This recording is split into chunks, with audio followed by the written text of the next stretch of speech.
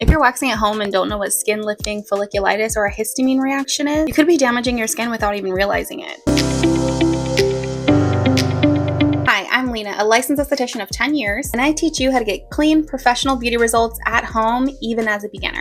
So first, let's go over skin lifting. Skin lifting is when the top layer of your skin is removed during a wax. That is not normal. There are a lot of reasons why this happens, but most often it's because you are on a medication that you are not supposed to be waxing on. Make sure you're looking at the contraindication list because there are a lot of things on there that you cannot be using while you wax. I will include some things that are actually easily accessible over the counter as well. Another reason is that you didn't use pre-wax oil. You do need to have a barrier between the wax and your skin to keep your skin healthy during the wax. So you do need to be using an oil. I personally use my Lena Land pre-wax oil, which is available on my website. Another reason is that you weren't holding the skin taut. Skin needs to be held really tight on one end before you remove the hair. If you are not holding the skin tight, you do risk lifting. A way that you can tell that you've lifted the skin is that it looks shiny. It looks pretty red, pretty shiny. You really want to try to get good at being able to identify when you've lifted. Sometimes it is a little bit harder to see. Most often it does show up right under the brow. If you are on something like Accutane and you're waxing, that is a huge no-no, and you will see it almost everywhere. Other areas on your face where skin lifting is super common, I wouldn't say that there's many, but I mean, if you are anything on that contraindication list, you could definitely lift anywhere. Another area where skin lifting is pretty common and honestly fairly easy to do is during a Brazilian wax, but as long as you make sure that you've put enough pre-wax oil on the area and that you're using the proper technique, you should be okay.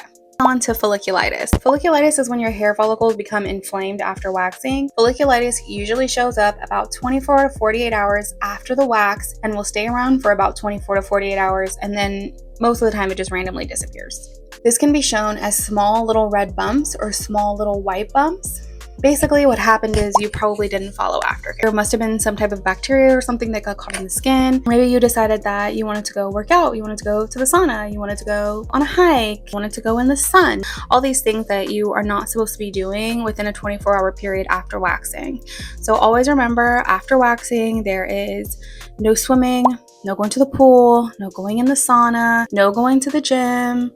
Just 24 hours within that waxing period, just sit down. Go get a coffee, go get a tea, go out with your friends, go eat something, and sit down.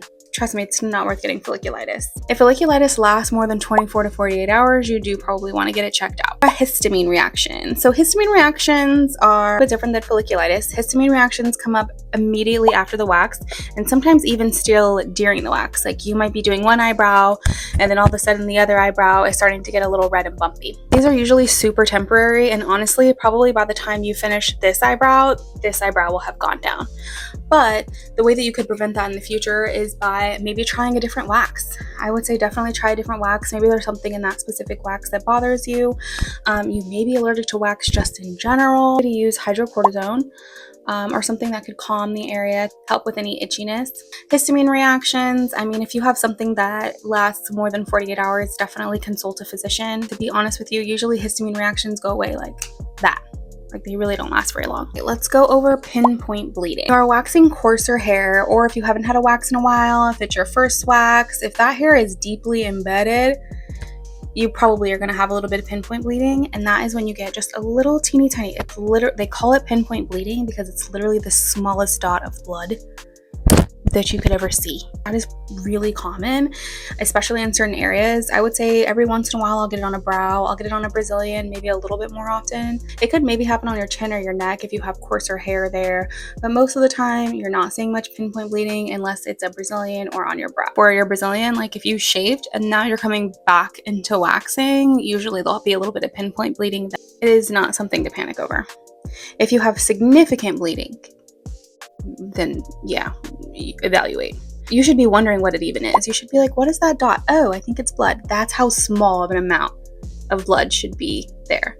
If you see anything significant, it's dripping, there's quite a bit, stop service, do a cold compress, and evaluate it later. But do not keep waxing. Bruising can happen during waxing.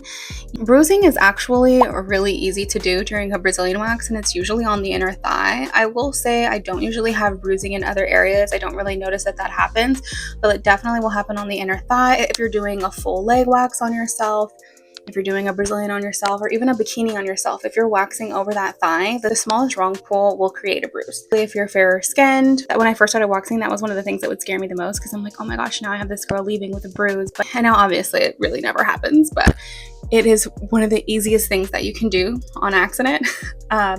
You just always want to make sure that you are holding the skin taut, and that's what's going to help, especially if you're like a thick thigh girly like me. I mean, our thighs just like everything's jiggling and things are happening.